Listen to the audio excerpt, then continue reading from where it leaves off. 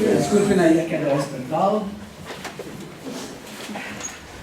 Es un gusto una vez más estar con ustedes. Es un placer poder compartir esto que Dios nos da, este manjar que Dios trae a nuestras vidas, la palabra preciosa suya. Y entonces vamos en este día, continuamos con nuestra serie de las bienaventuranzas. ¿En cuál quedamos? La tercera. ¿Y cuál tenemos entonces para hoy? Los mansos. No se ponen de acuerdo. Yo como acostumbro decir, si fuéramos una orquesta no nos dan una moneda. Los mansos que recibirán consolación. Por ahí Recibirán la cantante. Amén.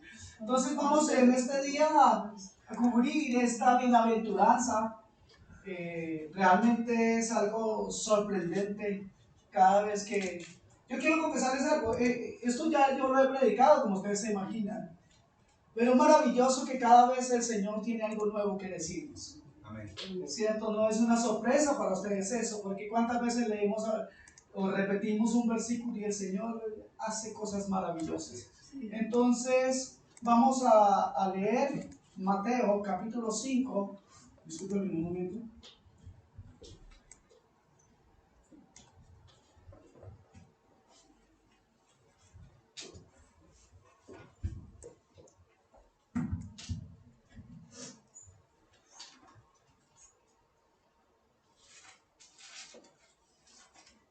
Mateo 5, vamos a leer desde el versículo 1, porque es interesante conocer esto.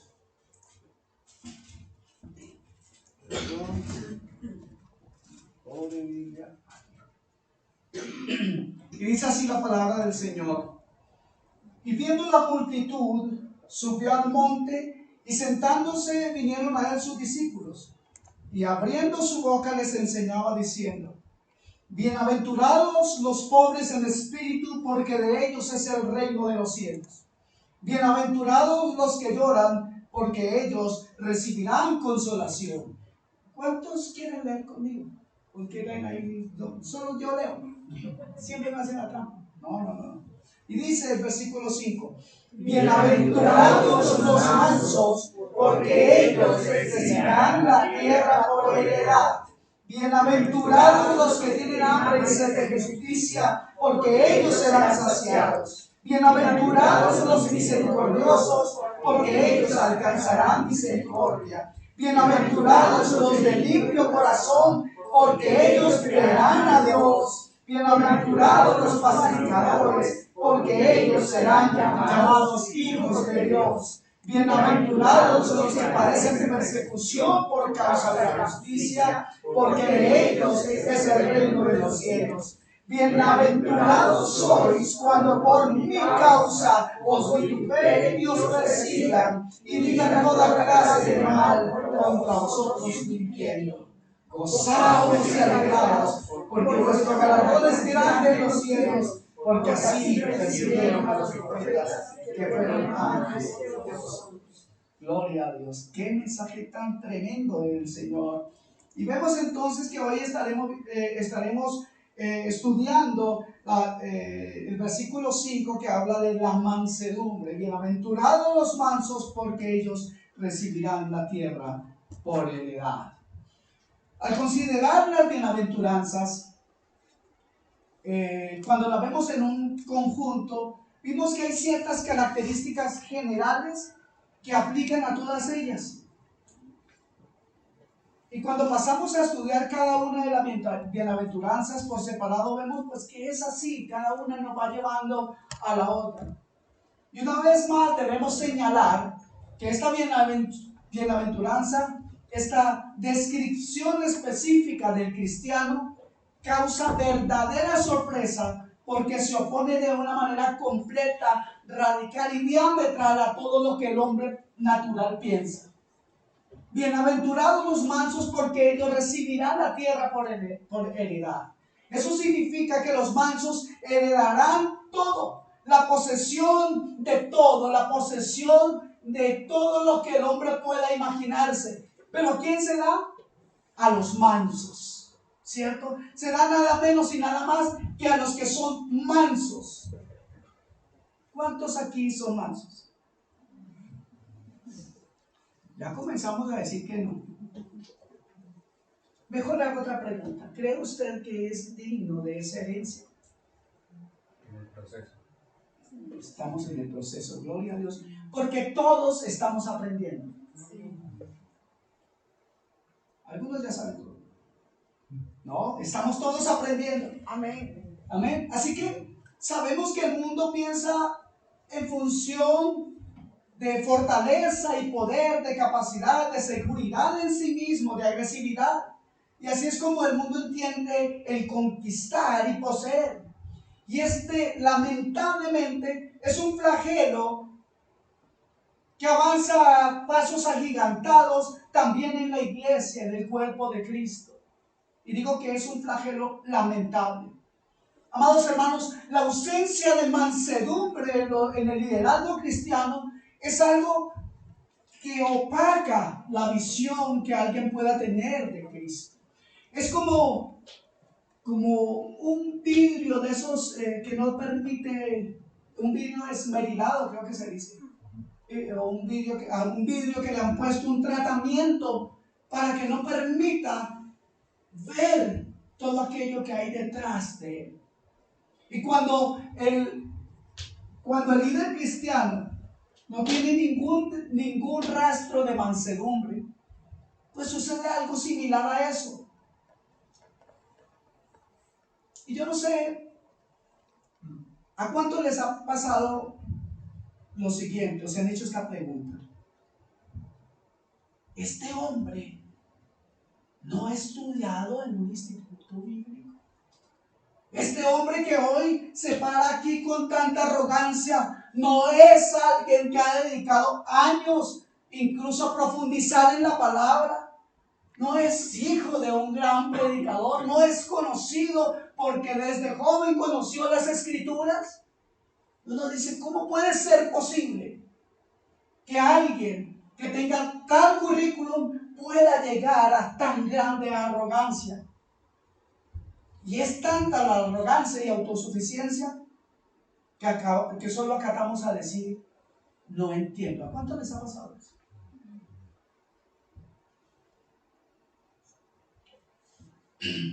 Pero creo que la humildad, entonces, está tan ausente hoy en día en la iglesia que en lugar de esta mansedumbre y humildad existe una suerte de pantomima que, como les decía, no permite ver con claridad al que escucha un mensaje o al que comparte con esa clase de líderes. Y una reflexión debería estar muy presente en cada uno de los que predicamos el Evangelio. Y eso lo incluye a usted, ¿sabía eso, cierto? Porque toda la culpa le echan al pastor. Pero ¿qué estamos haciendo afuera nosotros? ¿Estamos también predicando el Evangelio? O sea que esto incluye, lo que le voy a decir los incluye a ustedes. Es que cuando predicamos, amados hermanos, no estamos conscientes de que no estamos predicando de nosotros y por eso no debemos autoexaltarnos. Porque si yo predico de mí, ¿qué podría yo decir? Si usted sale por la calle a hablar de usted mismo, ¿qué mérito tiene usted para llegar al corazón de los hombres? ¿Qué capacidad hay en usted o en mí para tocar el alma de los hombres? Eso solamente lo puede hacer el Señor por medio de su santa palabra que ha sido inspirada por su Santo Espíritu. Así que debíamos además poner en balanza, sopesar o valorar que lo que predicamos es santo. ¿Cuántos saben eso? Que cuando oramos por un enfermo, por ejemplo, estamos orando no en nuestro nombre y sobre todo estamos proclamando el poder y amor de Dios, no el de nosotros mismos. Teniendo eso en cuenta, ¿creen ustedes que esto debería llevarnos a la humildad o al orgullo? Obviamente a la humildad, obviamente a la mansedumbre, porque debemos reconocer que no hay mérito en nosotros para hablar de algo tan grande grande como es el reino de los cielos. Es que esa frase es demasiado grande. Así que no encontramos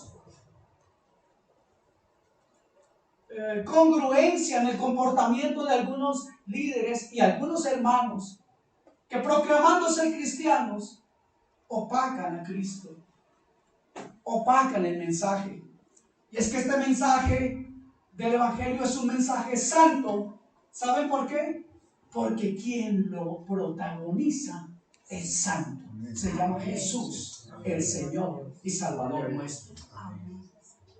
Por lo tanto, usted y yo, cuando predicamos, oramos o decimos cosas, estamos tratando asuntos santos.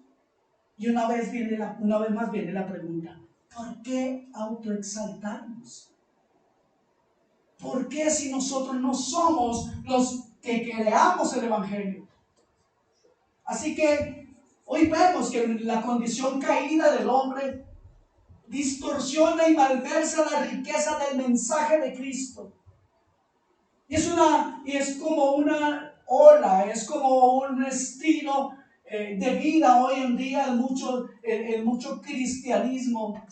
Porque en cuanto más afirma o impone cada uno su personalidad y manifiesta lo que es, entre más hace eso, tanto más pone en evidencia lo que él es y el poder y capacidad que posee, tanto más probable es que uno triunfe y progrese en la iglesia de hoy. Imponer el carácter, tratar o manipular psicológicamente ha triunfado en ciertos púlpitos. Entonces, pues amados hermanos, este es el modo de pensar de algunos, pasando por alto la invitación de Cristo, pasando por alto el consejo de Dios para cada uno de nosotros. Un consejo maravilloso que encontramos en Mateo capítulo 11, versículos 28 al 30. Vamos a leerlo rápidamente. Esto es como solamente una introducción a lo que vamos a hacer. ¿Cuántos quieren recibir esa invitación de Dios hoy? Amén. Gloria a Dios. Él dice: venid a mí. ¿Quiénes? Todos los que estáis trabajados y cargados, todos aquellos, vengan a mí. ¿Y qué dice más? Y yo os haré descansar. Llevad mi yugo sobre vosotros y aprended de mí, que soy manso y humilde de corazón. Y como resultado de eso viene una tremenda bendición. ¿Y cuál es ella? Y hallaréis descanso para vuestras almas, porque mi yugo es fácil y ligera mi carga. Hay una promesa para nosotros aquí. Si aprendemos del Señor, tendremos nosotros descanso para nuestras almas. Pero también entonces hay una invitación a acudir a Él, porque Él es la fuente de toda esa calma, paz que el mundo necesita. Pero no solamente el mundo, la iglesia necesita. Los tiempos son difíciles para la iglesia. ¿Cuántos saben eso? Es terrible ver la estadística de cuántos pastores están dejando el pastorado hoy porque no han triunfado. ¿Cómo es eso, pastor?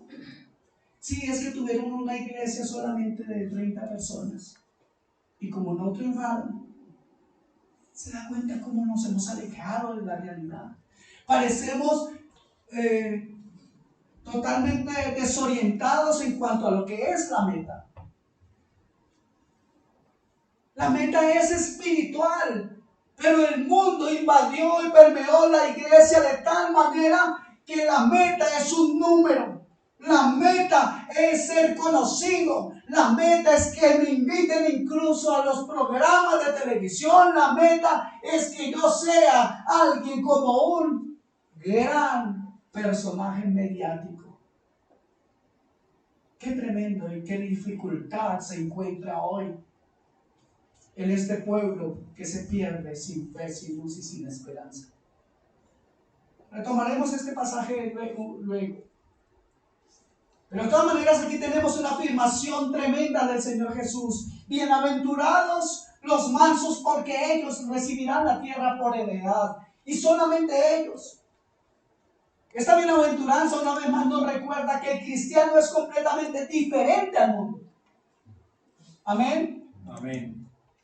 Es diferente, es en esencia diferente al mundo. Es un hombre nuevo, una nueva creación, pertenece a un reino del todo diferente y no es el mundo distinto de él, ni siquiera puede entenderlo. El mundo no puede entender al cristiano. Muchos se burlarán de nosotros si saben que estamos aquí y dicen, un domingo, en lugar de estar comiendo tamal en la cama y luego estar ahí escuchando a un hombre que viene a hablarme en el nombre de Dios. Y ese hombre es un hombre. ¿Por qué tiene que hablarme? Algunos necesitan que sea el mismo Señor que baje del cielo para expresarles y aclararles sus dudas, porque no hay hombre capaz de predicar la palabra. Y algunos lo hacen debido a que, o se comportan de esa manera debido a que han tenido terribles experiencias con los líderes de las iglesias. Entonces, una cosa que sí tendríamos que tener en cuenta es que un verdadero cristiano es un enigma para el mundo. Y si usted y yo no somos eso para el mundo,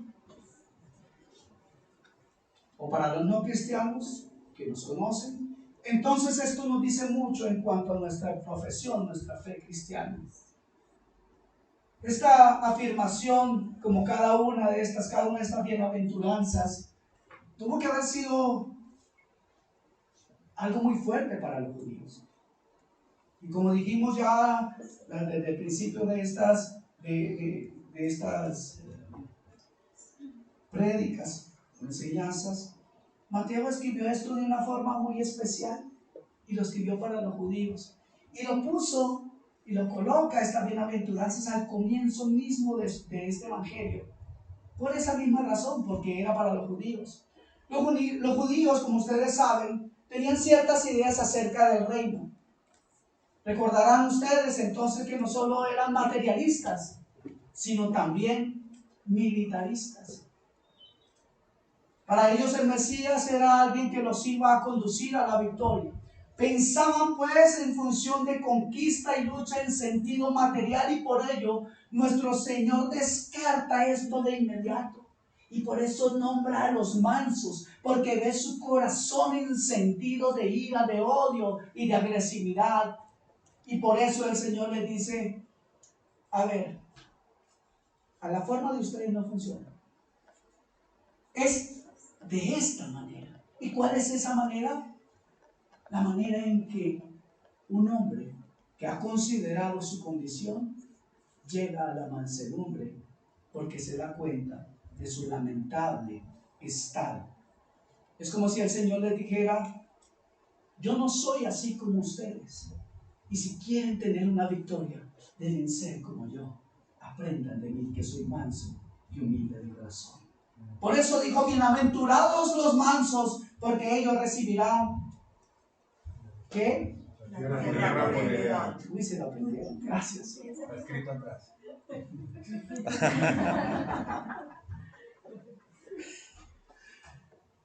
¿Cómo no agradecerte a ti, Señor?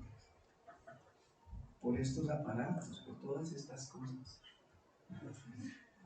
Así que, amados hermanos, esto de ser un manso es una forma de pensar del todo opuesta a la de los judíos. Pero además esta bienaventuranza presenta, por desgracia, y voy a hablar un poco más de la iglesia, una forma de pensar que contrasta mucho con la forma de pensar que se encuentra en las iglesias en nuestros días. Los judíos, como ya dije, querían ganar una guerra, y la iglesia quería ganar un número y vencer a Satanás.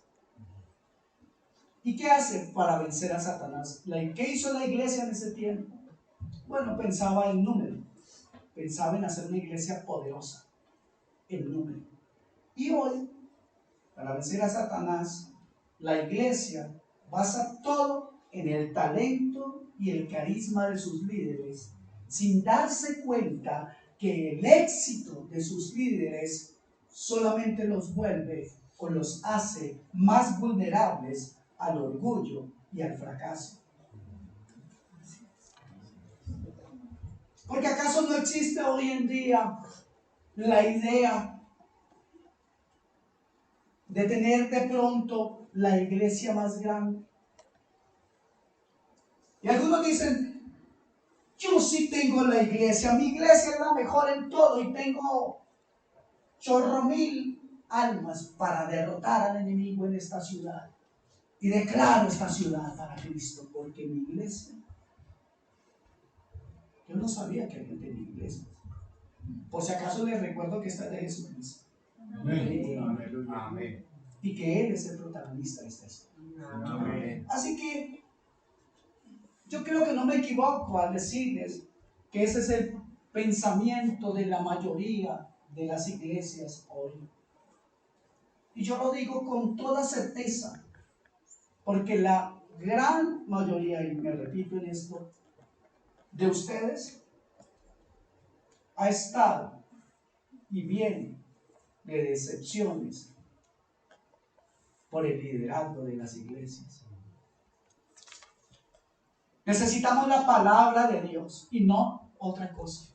Necesitamos entonces entender que todo esto que la iglesia hace, desafortunadamente está en contraste absoluto con lo que nos dice el texto en el día de hoy. Bienaventurados los mansos. La mansedumbre es la gran ausente en los púlpitos de este día.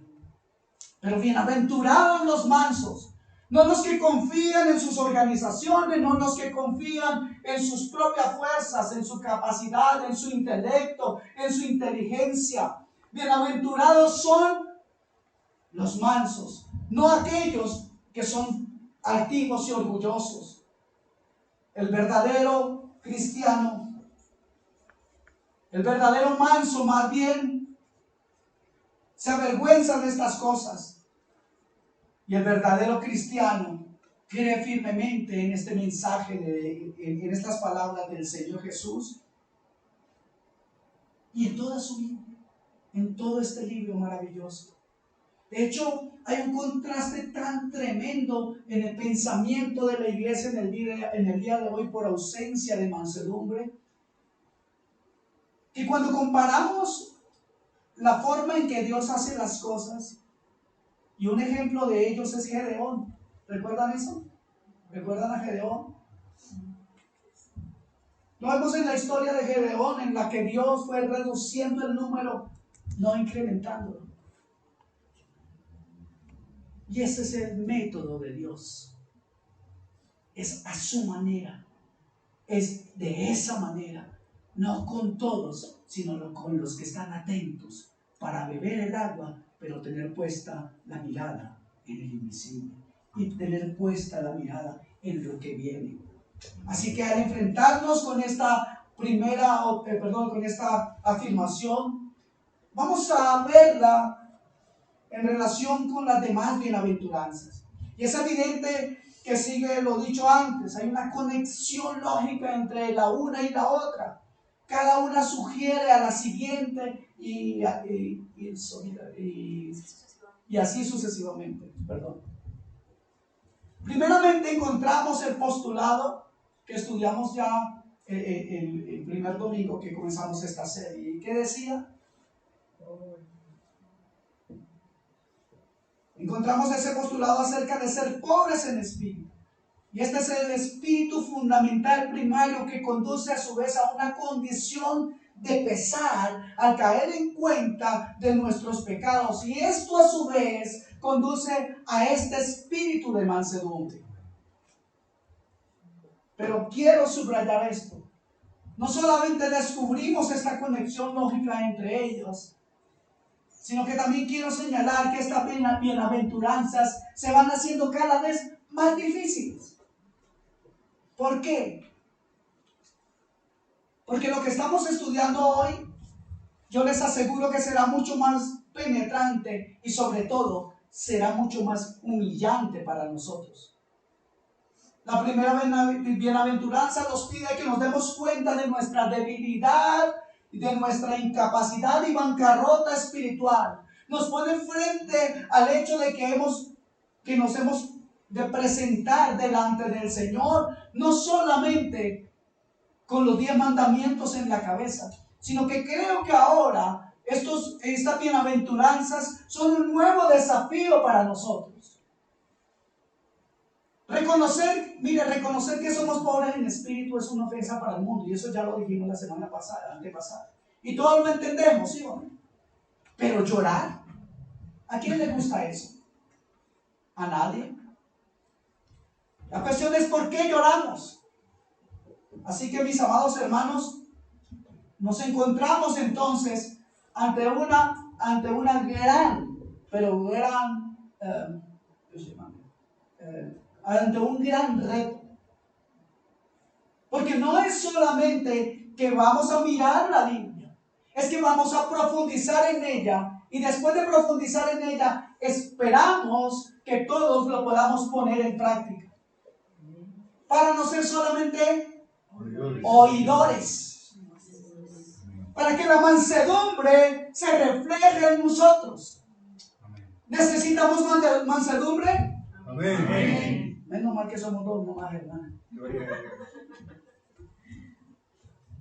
Amados hermanos, el que cree que con sus propias fuerzas puede llegar a ser manso, correcto, perfecto delante de Dios, ese no ha comenzado a ser cristiano, realmente no ha nacido de nuevo. No reconoce su condición, y mientras no reconozcamos nuestra condición, estaremos muy, pero muy lejos de Dios. Porque reconocer esta condición nos hace sentir que no tenemos nada, y por consiguiente, y como respuesta a eso, nos volvemos pobres en espíritu, porque entendemos que nada podemos y que no hay mérito en nosotros. El que cree que puede vivir la vida cristiana por sí mismo está diciendo que no es cristiano.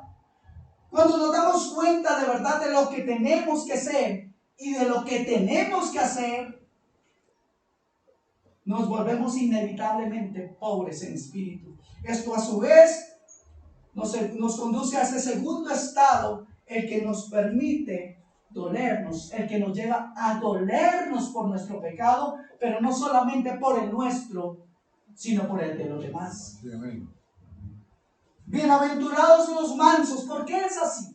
¿Por qué esto tiene que ser así? Porque es en este punto que nosotros comenzamos a preocuparnos por otro. Podríamos decirlo de otra manera. El manso puede ver claramente su condición desesperada frente a las exigencias del Evangelio y de la ley de Dios.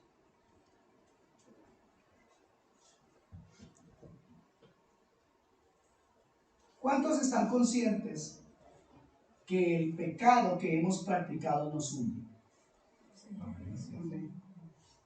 ¿Solo el pastor? ¿Y cuántos, entendiendo que el pecado nos hace tanto daño, cuántos estamos dispuestos a enfrentarnos con ese pecado? ¿De verdad está usted dispuesto a enfrentar sus debilidades de carácter? ¿Cuántos dicen amén? Amén. Gloria a Dios. Así sea que otros vengan a mostrarme mi propia verdad o mis propias debilidades. Parece que no nos conocemos. ¿Sabe por qué pongo en duda eso? Porque estas cosas, por instinto, nos ofenden. ¿Sí? Porque somos, como decía mi abuela, yo soy buena para cantarle la tabla a todo el mundo, pero que era mala para que me cantaran la tabla a ella. Y es que así somos, hermano. Nos gusta cantarle la tabla, y perdónenme de lo coloquial, a los demás. Pero el día que algo nos dicen a nosotros, eso no nos gusta. ¿O a cuánto les gusta? A ver, levanten la mano. Porque incluso, hermanos, en nuestras oraciones decimos, sí, Señor, yo reconozco que soy cabezón. Pero hay de que alguien me diga cabezón. Ahí sí no me gusta. De verdad que si otra persona no lo dice, no lo vamos a aceptar. Todos preferimos juzgarnos a nosotros mismos, porque así es muy chévere. Uno se juzga lo que uno quiere y el resto no importa. ¿Cuánto lo han hecho? Y se terminaron los amén. Señor, tú los estás escuchando. Así que en nuestras oraciones afirmamos, Señor, yo soy pecador, pero no me gusta que otro me lo diga. Y este es el principio básico que nos presenta este versículo, esta bienaventuranza en el día de hoy. Porque hasta el momento hemos visto o nos hemos contemplado a nosotros mismos, nos hemos medido a nosotros mismos, pero ahora llega el momento en que es otro quien me mide a mí. Ahora otros me contemplan y si tengo cierta relación con ellos y me hacen algo, ¿cómo reacciono frente a ellos? Este es el dolor de cabeza de muchos de nosotros, ¿sí o no? Usted y yo nomás.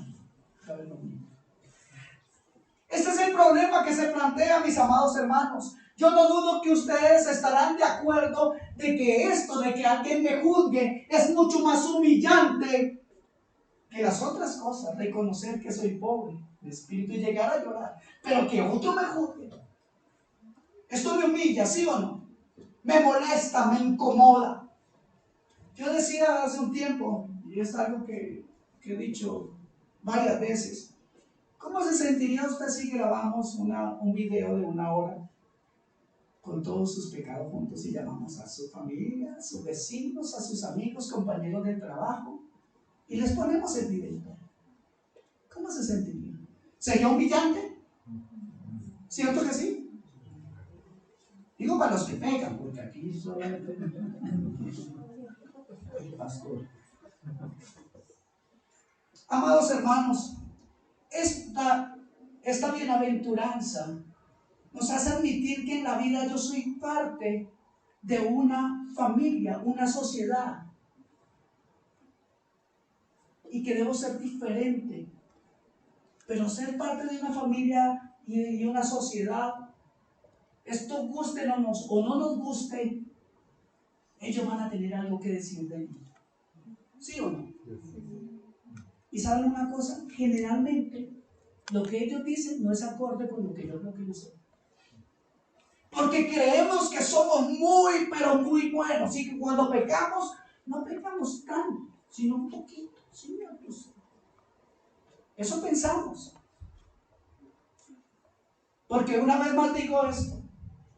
Es muy fácil decir, yo no peco tanto como realmente lo hago. Y es que no podemos desconocer que hay una naturaleza caída con la que tenemos que luchar día a día. ¿Cuántos están luchando? Amén. Todos los que dicen amén son cristianos. Porque el que no tenga lucha, déjenme decir que quede un rato y vamos a hablar de su salvación. Quizá el modo mejor de enfocar esto, o esta bienaventuranza, es enfocarla por medio de algunos ejemplos. Tal vez a través de estos ejemplos podemos ver quién es el manso o cómo es. Pues hay muchos personajes en la Biblia y aquí hay algunos que encontré ejemplos y ustedes tal vez también los conocen, seguramente los conocen. Tomemos por ejemplo personajes del Antiguo Testamento. Consideremos ahora o veamos la descripción que se hace de hombres como Abraham. ¿Qué les parece Abraham? Cuando contemplamos a Abraham, nos hallamos frente a un cuadro grandioso y maravilloso de mansedumbre. Él es la gran característica de su vida. ¿Y por qué decimos eso? ¿Recuerdan cómo se comportó con Lot? Eso es mansedumbre. ¿Y cómo permitió que Lot eligiera primero sin murmurar ni quejarse? Eso es mansedumbre. Se ve también en Moisés. Él pudo disfrutar de muchas cosas. Estuvieron a su alcance magníficas posibilidades por ser un niño y un chico chévere con carro último modelo y todo. A él le ofrecían los carruajes más chéveres porque era hijo de la hija de Faraón. Usted dice, pastor, ¿usted dónde sacó eso? Tengo ahí un video. Me mandaron. Estuvieron a su alcance en 12 grandes cosas, pero lo consideró todo en su verdadero valor. Este es uno de los puntos radicales, creo yo, para entender esta bienaventuranza. El Señor Jesús, de quien obviamente hablaremos mucho más en este día, si ustedes tienen paciencia, tipo 4 de la tarde iremos terminando. Entonces, el Señor Jesús no se ofendió siquiera por todo lo que le hicieron. Hay un versículo que a mí me ha dejado, desde el día que lo leí, ha dejado en mi corazón algo muy profundo. Bueno, y no significa que sea igual para ustedes, pero se los quiero compartir. El Señor dice en su palabra que Él menospreció el oprobio, le quitó precio a la ofensa. ¡Wow! La Biblia dice: puesto los ojos en Jesús, el autor y consumador de la fe, el cual por el sumo gozo puesto delante de Él, seguimos gozo en esa condición tan terrible. Yo sé que los que me conocen de hace años, y aquí hay algunos, me han escuchado decir esto muchas veces, y no puedo dejar de decirlo, porque no deja de sorprender el gozo en la cruz. Y que Él menospreció el oprobio, le quitó valor a la ofensa. Oh, es que nuestro gran ejemplo es Cristo el Señor. Así que Moisés, como les decía, él se humilló por completo ante Dios y ante su voluntad. Lo mismo ocurrió en el caso de David, sobre todo en su relación con Saúl. David sabía que iba a ser rey. ¿Cuántos saben eso? Él sabía que iba a ser rey. Les invito a que vuelvan a leer toda la historia de David en serio. Nos va a ayudar mucho. Él ya le habían dicho que iba a ser rey. Sin embargo, ¿cómo soportó a Saúl el trato injusto y antipático que Saúl le dio?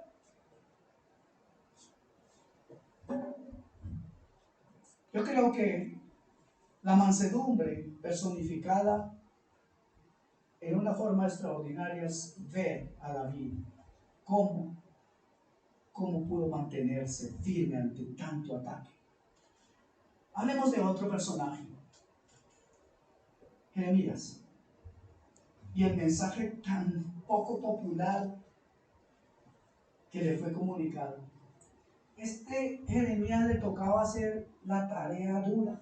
Mientras otros podían predicar o profetizar otras cosas que llamaríamos más sencillas, a él le tocó realmente sufrir mucho dolor y mucha tristeza. Vean cómo soportó todo y permitió que se dijeran cosas hirientes a sus espaldas y cómo siguió comunicando el mensaje. Es un ejemplo maravilloso de mansedumbre. Ahora, si pasamos al Nuevo Testamento, ahí también encontramos un personaje que rompe todos los moldes. Hablando ya de personas, de seres humanos.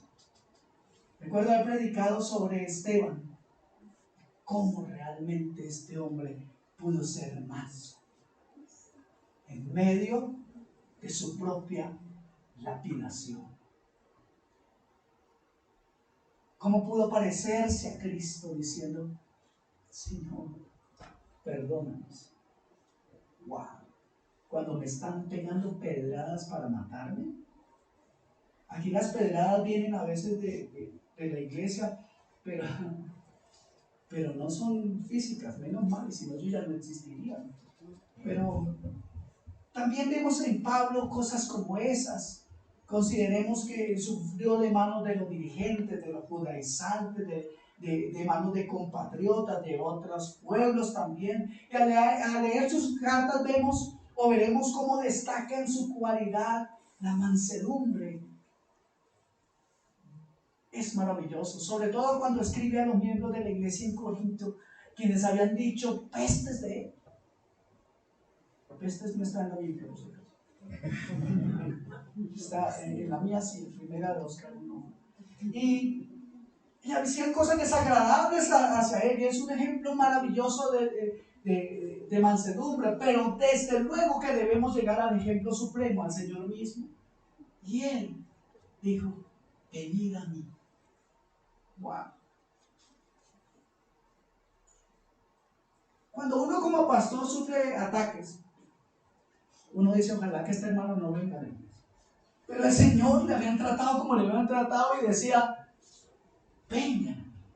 Ustedes se comportan así, ustedes están cargados y trabajados, ustedes hoy en día están estresados, ustedes llevan muchas cargas por las humillaciones sufridas, ustedes están oprimidos por los judíos, decía él, los judíos los maltratan a ustedes, ustedes están siendo subyugados.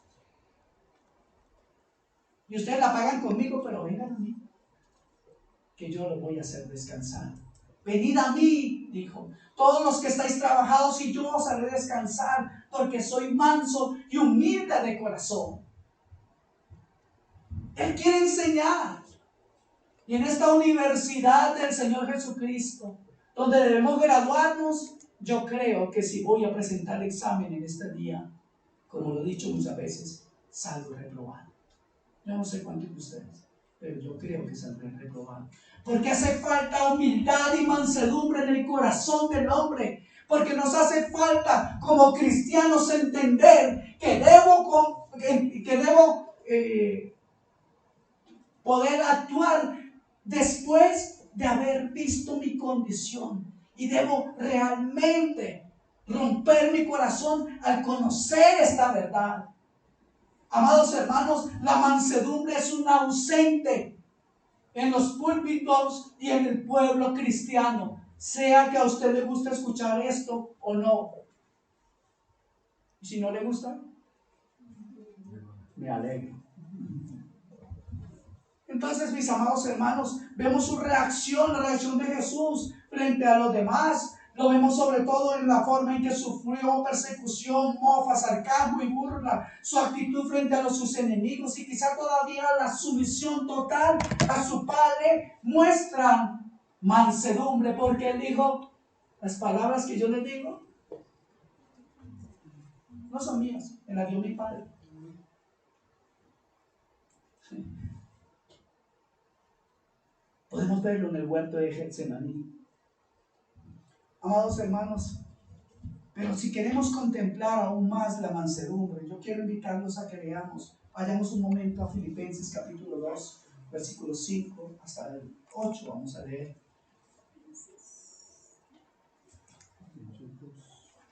Filipenses capítulo 2,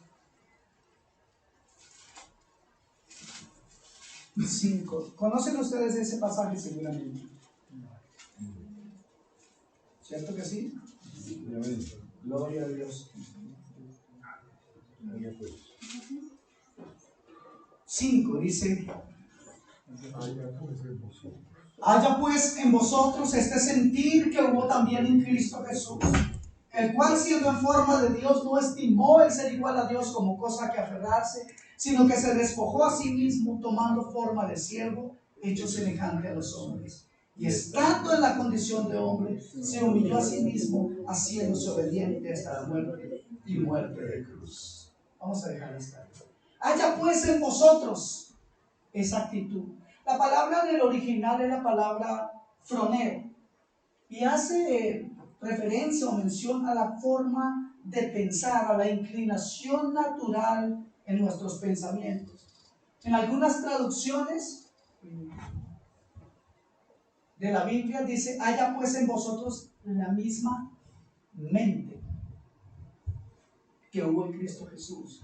Así que esto tiene que ver con una forma de pensar que nace de la inclinación natural, en este caso, de la inclinación de Cristo, de la forma en que Él pensaba y sentía. Él, siendo Dios, tenía un sentimiento, una forma de pensar, obviamente totalmente diferente a nosotros, pero esa forma de pensar, eso que sucedió antes de encarnarse Jesús, esa forma de pensar fue la que lo llevó a humillarse a sí mismo. Haya pues en vosotros esta forma de pensar, esta forma de pensar en la cual fluye como consecuencia del amor, de la grandeza, de esa esencia de Dios, fluye la humildad y fluye la mansedumbre. Y el Señor nos dice, hayan ustedes eso. Entonces, antes de encarnarse Jesús tuvo una actitud, una inclinación natural hacia el servicio, una disposición de espíritu, y eso es lo que debe haber en usted y en mí. ¿Qué cosa? Una disposición espiritual.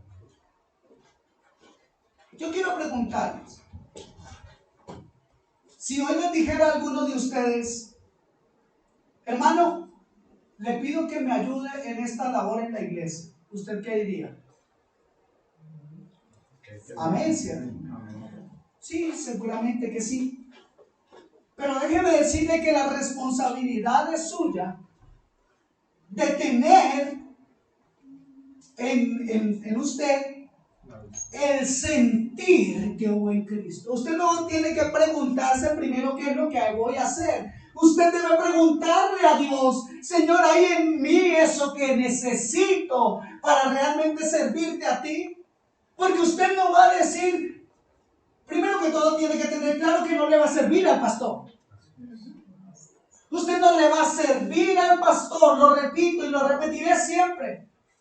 Y espero que ninguno de las personas que está colaborando con nosotros hoy sienta que le está sirviendo al pastor. Si es así, charle conmigo después porque tenemos que aclarar. Hay una necesidad de tener de lo profundo de nuestro ser una inclinación que nos lleva a servir por amor a aquel que nos amó primero, como respuesta santa de lo que Dios hizo por mí. Y no es por escalafón, ni por tiempo, ni porque es mi amigo, ni me conoció en tal parte. No. Es porque Dios ha puesto en usted el mismo sentir que hubo en Cristo. Debe eso estar en su corazón. No puede faltar. Porque si falta eso, apague y vámonos. Y perdónenme la expresión.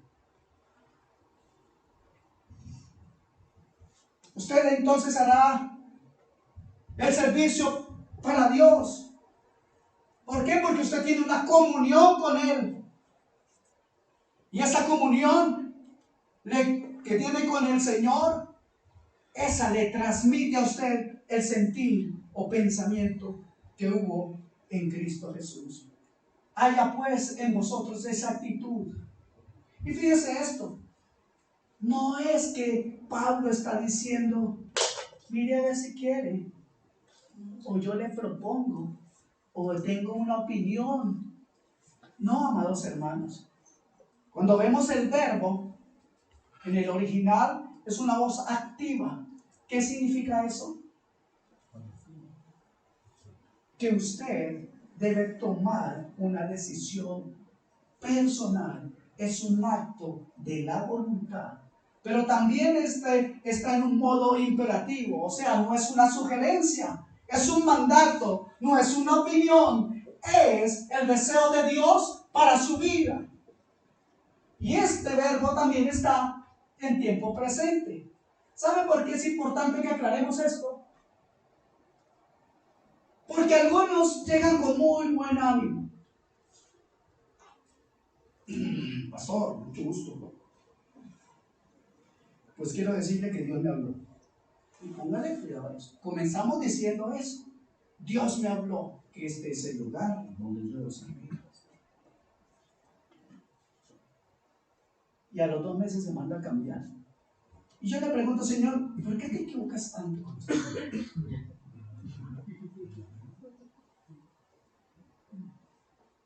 Y de pronto usted se los encuentra, o peor, salen diciendo, es que el pastor no se dio cuenta de mi hipocresía. Una vez una mujer dijo, es que ustedes no toman en cuenta lo que yo hago. Estaba sirviendo en la iglesia.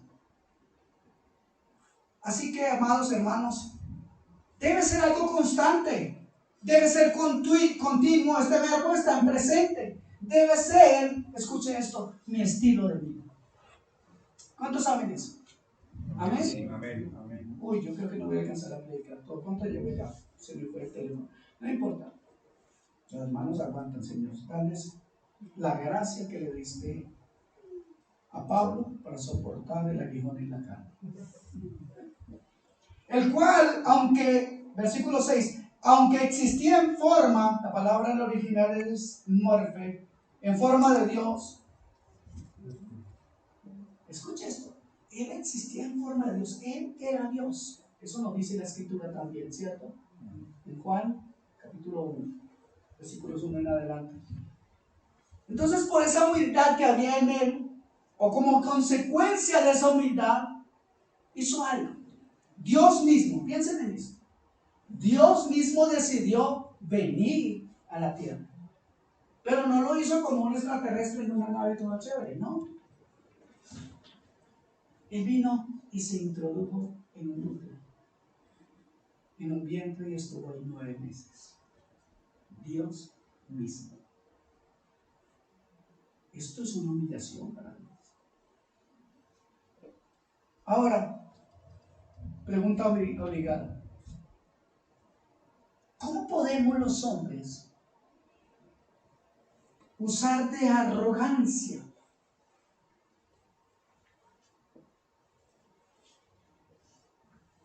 de altivez ante semejante demostración de poder y al mismo tiempo de mansedumbre?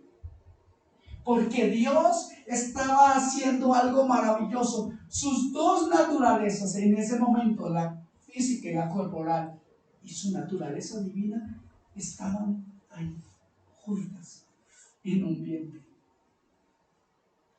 ¡Wow! Mansedumbre y humildad. ¿Cómo poder no ser mansos ante tan grande ejemplo? ¿Cómo permitir en nuestra cabeza la mentira de que somos muy especiales o que somos muy espirituales? ¿Cómo compararnos con Él? Solo nos queda rendirnos ante su majestad y reconocer que no hay mérito en usted y en mí, por santo que usted diga que es. Él desciende del cielo, amados hermanos. Él desciende del cielo y deja su gloria, no su divinidad. Tengamos claro esto. Deja su gloria. Él desciende del cielo y nosotros nos arrastramos por la tierra.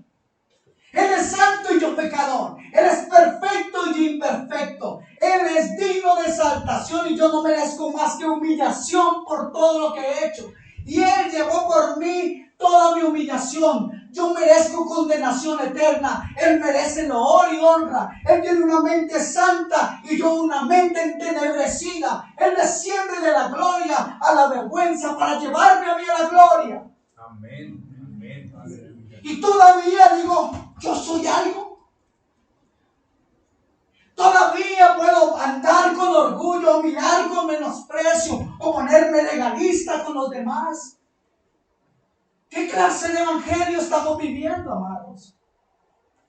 Tenemos una gran necesidad, porque Él no consideró el ser igual a Dios como cosa que aferrarse, sino que se despojó a sí mismo. Escuche esto. Se despojó a sí mismo. A Él nadie lo despojó de nada. A Él nadie lo despoja de nada. Él hizo algo tremendo. Pero nosotros queremos aferrarnos. Los hombres quieren aferrarse cada vez que tienen un pequeño triunfo. En Él se aferran a esa victoria, a esa gloria. Y Él se despoja de su gloria. Qué lejos estamos, amados, de parecernos a Cristo. Nosotros queremos abrazarnos a todas las cosas. Nos queremos abrazar al púlpito. Nos queremos abrazar a cualquier puesto que nos puedan dar. Pero Él se despojó de la gloria. ¡Qué diferentes somos! Él vino como un simple ser humano. Él dejó todos sus privilegios. ¿Sabe? Al Señor lo estaban adorando ángeles, arcángeles y querubines. Vino a un mundo lleno de pecado y Él vivía en la pureza y la santidad. No, él no vino a pecar, pero estuvo en medio de pecadores. Él estaba. Piensen en lo más hermoso que usted, imagínenselo, algo hermoso. Y eso que usted imagina, nunca alcanzará a comprender, ni a ver, ni a valorar, ni a estimar de dónde viene Él. Y ustedes y yo nos aferramos ¿a qué? A nosotros mismos, a lo especiales que somos. Solamente somos una cantidad de hipócritas que necesitamos hoy reconocer que estamos en bancarrota espiritual. Esto nos debería llevar al llanto, pero también hacernos mansos y humildes de corazón y estar alejados de cualquier autosuficiencia, vanidad, orgullo, vanagloria. Y Él tomando forma de siervo, haciéndose semejante a los hombres. ¡Qué humillación! Y luego hallándose en forma de hombre, en forma de criatura, siendo el creador. Y se humilló a sí mismo. Nadie lo humilla. Él se humilló a sí mismo. Y ustedes y yo nos sentimos humillados. El pastor no me saludó.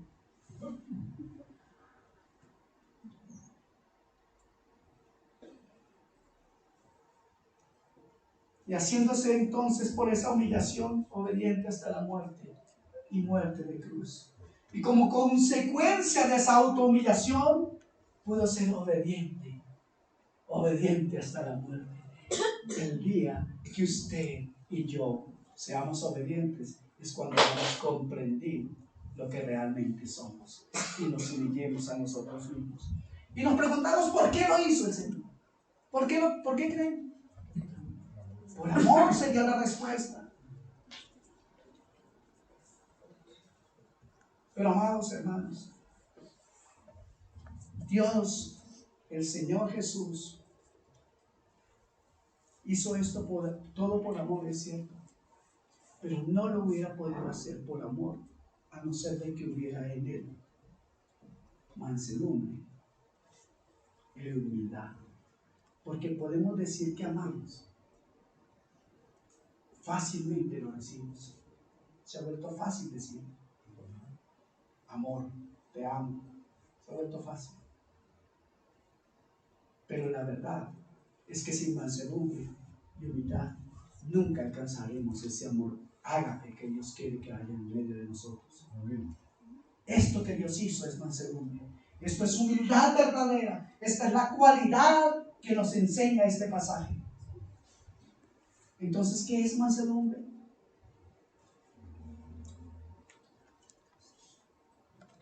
Perdón un momento.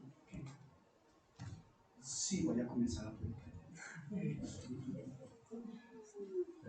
Vimos el carácter de algunos hombres del Antiguo y Nuevo Testamento e incluso vimos cosas del Señor.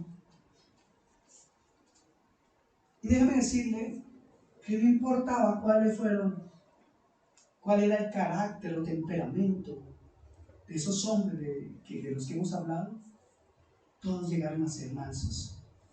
Todos. Porque la mansedumbre no significa indolencia. Es que también hay mucha indolencia en la iglesia. Algunos llegan a la iglesia con los pies arrastrando y en la semana deben los pies arrastrando. Y saben que hay un llamado, saben que de parte de Dios hay una labor para hacer, pero viven totalmente centrados en sí mismos. Por lo tanto, no hay esa mansedumbre. Ahora, algunos son muy amables de forma natural, ¿cierto? Pero eso no significa tampoco que sean mansos. Esto es algo puramente biológico. Y esto se encuentra incluso en los animales. Porque unos son de una manera y otros son de otra. ¿Sí o no? Nosotros entendemos que hay perros más rabiosos que otros. O unos más dóciles que otros, ¿cierto? O gatos. Gatos más dóciles unos que otros. Yo conozco uno que se llama Wilson. Es un gato de una familia de los hermanos que están aquí. Es tremendo, se queda mirando a la gente y se hace loco y cuando uno se descuida, no es broma. A mi esposa ya le pasó. Entonces, no significa ser amable por naturaleza ni ser de un trato fácil. Tampoco significa un carácter débil. Ah, no, para no pelear, mire, deje así. No. Uno puede ser manso y tener un carácter firme. De hecho, alguien que no tiene un carácter firme, definitivamente no alcanzará a entender lo que es la mansedumbre. Y estas cosas se confunden muy a menudo. Con frecuencia se cree que el manso es el que dice, bueno, lo que sea con tal de que todo vaya bien. Eso no es mansedumbre. La mansedumbre, amados hermanos, es compatible con una gran autoridad y poder. Les decía que esas personas que hemos puesto como ejemplo fueron grandes defensores de la verdad. El manso es quien quizá crea tanto en defender la verdad que está dispuesto a morir por ella.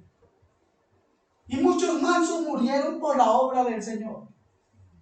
Lo debemos recordar en la historia de la iglesia. Los mártires fueron mansos, pero no débiles. Porque se necesita mucha valentía, mucha gallardía. Realmente se necesita ser un héroe para permitir que uno le metan candela cantándole al Señor. Amén. Dios no permita, hermanos, que confundamos esta cualidad tan noble, una de las más nobles, que es la mansedumbre. Así que, si somos verdaderos cristianos auténticos, a esto se nos llama en este mundo, a una genuina mansedumbre. La mansedumbre es básicamente tener una idea adecuada de uno mismo, la cual se manifiesta en la actitud y conducta que tenemos respecto a otro. Es por tanto dos cosas: esa actitud para conmigo mismo y manifestación de esto en mi relación con otros. Y ahí es donde todos fallamos, ¿o no?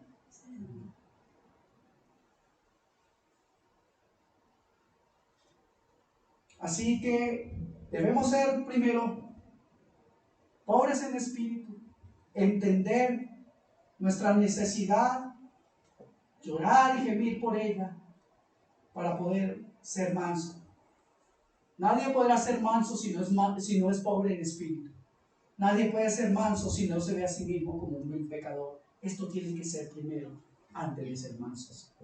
Amén. Amén. El manso no exige todos sus derechos. No es que a mí me tienen que poner la alfombra. Nada de eso. ¿Sabe? Lastimosamente pasamos mucho tiempo de nuestra vida pensando en nosotros mismos. Pero cuando llegamos a ser mansos, uno ya no se preocupa por sí mismo, ni por lo que los demás digan. Lo único es que no sea verdad, ¿cierto? Nadie que es manso dice, no se dan cuenta lo que yo valgo. Solo necesito una oportunidad para mostrarles que yo sí soy espiritual. Y yo les digo que esto puede sonar muy coloquial y cómico, pero lo hemos escuchado. Otros viven en una autocompasión terrible. Se dicen cristianos, pero no parece que tengan a Cristo. Pobrecito. están ahí todo el tiempo. Y es cristiano. Está bien si estamos hablando de que sufre por su condición, porque entiende su condición, pero no es porque todo a mí me va mal. No puede ser esto. Ser manso, en otras palabras, quiere decir que ya no se preocupa uno de nada, ni siquiera de sí mismo, y comprende que uno no tiene derechos. Alguien dijo una frase muy, muy importante y es la siguiente: el que está en el suelo no debe temer caer. Cuando uno se ve a sí mismo por lo que es, sabe que nadie puede decir nada de él que sea demasiado malo. ¿Ok? No hay por qué preocuparse, hermanos, de lo que los demás digan o hagan. Se sabe que uno merece esto y mucho más. Definiría pues otra vez la mansedumbre así: el verdadero manso es el que vive sorprendido de que Dios y los hombres pueden pensar también de él y lo traten también como lo tratan. ¿A cuánto nos trata bien Dios? Amén. Si reconocemos que Dios nos trata bien, realmente es porque hemos comprendido que no merecemos que Él nos trate como nos trata. ¿O cuántos creen que Dios les está debiendo? Si quieren, comiencen a orar para perdonar a Dios, como dicen por ahí. Pero también significa que habrá una ausencia total del espíritu de venganza, de tomar revancha, de procurar que el otro pague por el hecho. También significa, por tanto, que debemos ser pacientes, sobre todo cuando sufrimos injustamente. Pero también significa que estamos dispuestos a escuchar y a aprender. La palabra que podríamos aplicar aquí es ser flexible. ¿Cuánta falta de flexibilidad hay en la iglesia? Y sabe, eso es solamente una muestra de orgullo. A mí no me diga nada, yo ya aprendí así.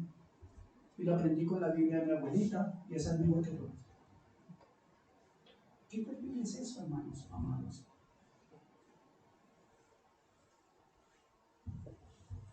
Es importante entonces estar dispuestos a que el Espíritu nos enseñe, y que sea el Señor Jesucristo mismo quien nos guíe. Aprendemos a decir como con el apóstol Pablo, y nuestra actitud debe ser esta. Él dijo: mire, el Señor dice así: mía es la venganza, yo pagaré, dice el Señor. No necesitamos pagar, sino que nos ponemos en las manos de Dios. No necesitamos que nos paguen, sino que nos ponemos en las manos de Dios. Lo dejamos todo en las manos de Dios. Nosotros mismos, nuestros motivos, nuestros derechos, todo con tranquilidad de espíritu, de mente y de corazón. Y esto debe ser genuino. Y ahora sí, ya casi termino. Casi. En otras palabras, no debe haber rastro de odio, desprecio o de aplicar el ojo por ojo. Y lo decíamos en la clase de hermenéutica el jueves. Algunas veces nos ponemos muy espirituales, encubrimos nuestro deseo de venganza diciendo: pero todo lo dejo en la mano del Señor. Y nuestra intención genuina o verdadera, ¿sabe cuál es? Que el Señor sea nuestro sicario.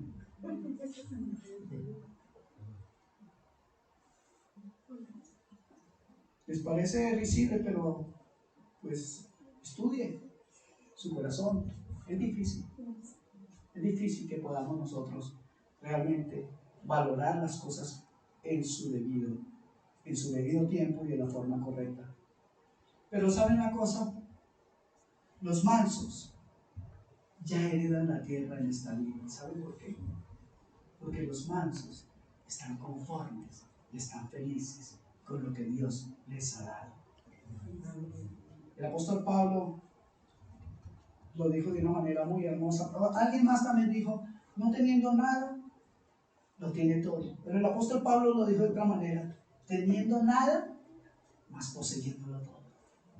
El manso de corazón está conforme y vive feliz, aunque le falten cosas. Amén. Así que Pablo también dijo, en cuanto a mí tengo sobreabundante en todo. Él le dijo eso a los filipenses. También le dijo, gracias por lo que me enviaron, pero no tanto porque yo deseara algo, sino por el espíritu con lo que ustedes me enviaron, me dieron. Un hombre manso entiende. Un hombre manso entiende que lo que recibe de parte de Dios ni siquiera lo merece. Amén. Pero creo que para cerrar tengo que decir lo que el Señor Jesús dijo. Lucas 14:11 dice que cualquiera que se enaltece será humillado y el que se humilla será enaltecido. Vemos pues el significado del ser manso. Así que algo que sí es muy grave es que los que decimos ser cristianos afirmamos necesariamente que ya hemos recibido el Espíritu Santo. ¿Cierto? Los cristianos hemos recibido el Espíritu Santo. Sí. Ya sé que están cansados, pero respondan todos, anímenme a seguir predicando. ¿No me quieren? Amén. Los cristianos hemos recibido el Espíritu Santo, ¿cierto que sí? Amén. Por lo tanto, no tenemos ninguna disculpa, ninguna excusa para no ser mansos. Amén. Amén. Si afirmamos de verdad que hemos recibido el Espíritu Santo, y así lo hacen todos los cristianos, no tenemos excusa para no ser mansos. ¿Cuántos de ustedes, como yo, necesitamos hoy eso? Amén. Aprender la mansedumbre. Yo quiero que entremos en un momento de reflexión. Y una vez más preguntémonos, si son los mansos que heredarán la tierra, y sabemos de qué tierra estamos hablando, ¿soy yo de esos herederos?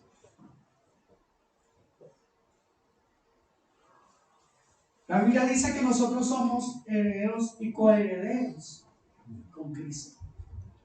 ¿Califico yo para eso? ¿Es una actitud mansa cada día?